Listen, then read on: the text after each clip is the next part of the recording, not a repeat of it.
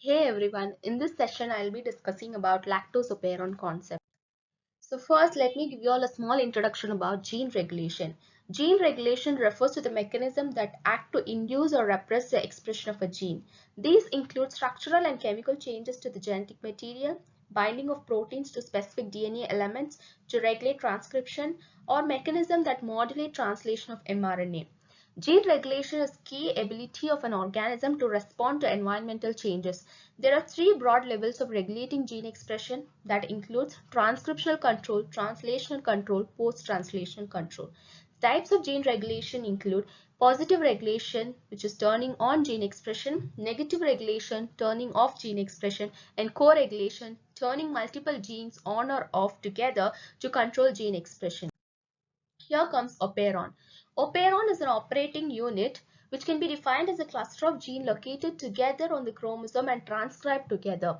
It is a group of closely linked structural genes and associate control gene which regulate the metabolic activity.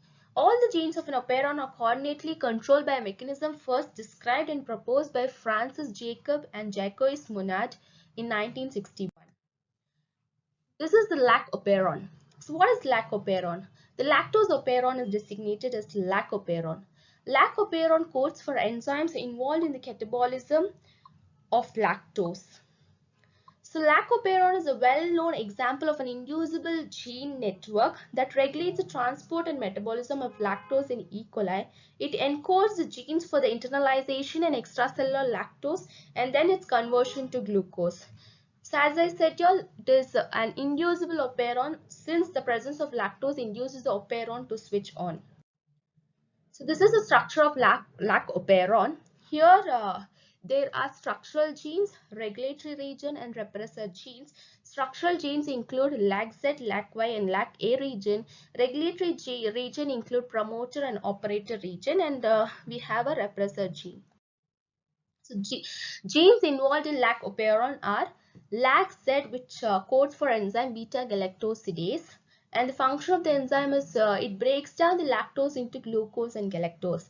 Next up we have LAC-Y gene, which codes for enzyme galactose permease. This protein found in the E. coli cytoplasmic membrane actively transport the lactose into the cell.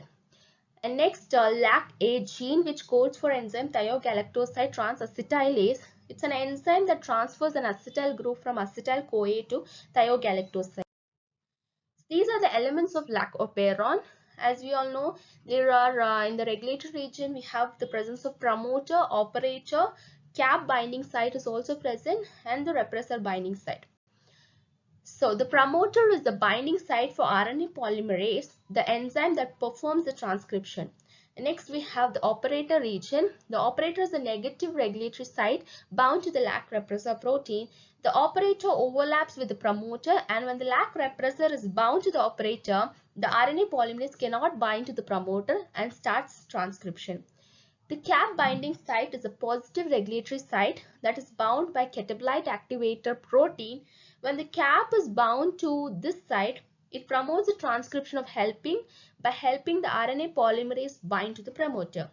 And next there is a repressor which binds to the operator region and blocks the binding of RNA polymerase at the promoter. Next we have the mechanism of lac operon. So the lac operon works under two conditions, that is in the absence of lactose and in the presence of lactose. So first, in the first condition, in the absence of lactose, the lac repressor senses the presence of lactose, that is allolactose, an isomer of lactose in the medium. In the absence of lactose, the repressor protein binds to the operator region and blocks the RNA polymerase from transcribing the structural gene. So hence the transcription is blocked and no transcription takes place. In the second case, in the presence of lactose, when the lactose is present in a medium, some of it will be converted into allolactose. This allolactose binds to the repressor protein. Binding of allolactose with the repressor protein changes the shape of the repressor protein, so it can no longer bind to the operator region. This allows the RNA polymerase bind to the promoter site, starting the initiation of transcription of a structural genes, that is LAC-Z, LAC-Y and LAC-A to produce mRNA. So once the mRNA is produced, it is translated to produce enzymes. As we all know, LAC-Z gene encodes for the production of enzyme beta-galactoside, and LAC-Y gene for the production of enzyme permease, and LAC-A gene which is responsible for the production of thiogalactoside transacetylase.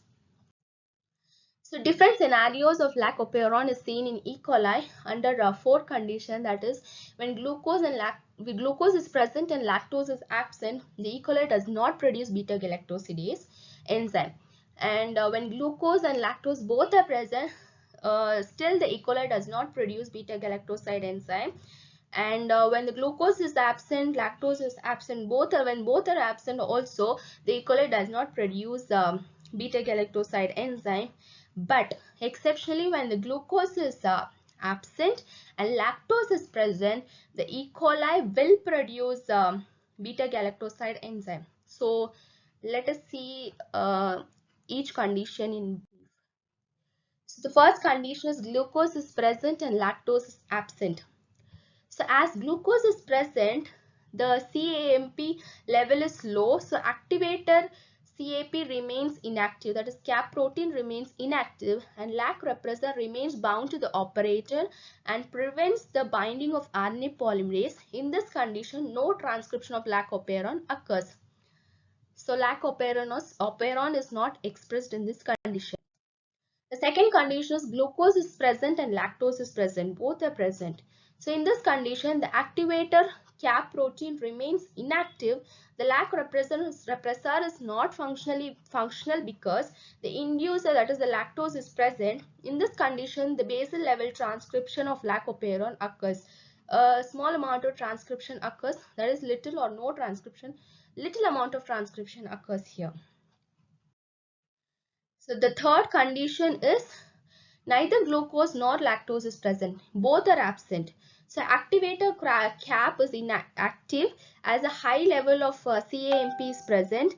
As glucose is absent but lac repressor is functionally active, lac repressor remain bound to the operator and prevents the RNA polymerase binding to the promoter, which where the transcription is blocked. So lac operon is not expressed in this case also. The next case is lactose present, glucose absent. So here comes CAMP level are high. So cap is active and bound to the DNA. Cap helps the efficient binding of RNA polymerase to the promoter region. The lac repressor is inactive due to the presence of inducer, that is lactose. Inducer acts as inducer is lactose. Lactose acts as the inducer here. In this condition, strong transcription of lac operon occurs. That is, lac operon is expressed here. So here we can say that the operon is switched on. So lac operon regulation. The lac operon is under two forms of control, positive and negative control. Negative control occurs when binding of protein prevents an event. Positive control occurs when binding of protein causes the event. So there are, as I told you all, there are two types of control, positive and negative control. So when the glucose level is low, the level of CAMP are high, and CAMP readily binds to the cap, and the cap CAMP complex are formed which binds to the DNA, which increases the efficiency of RNA polymerase binding, therefore results in high rate of transcription and translation of structural genes. As a result, it produces glucose and lactose.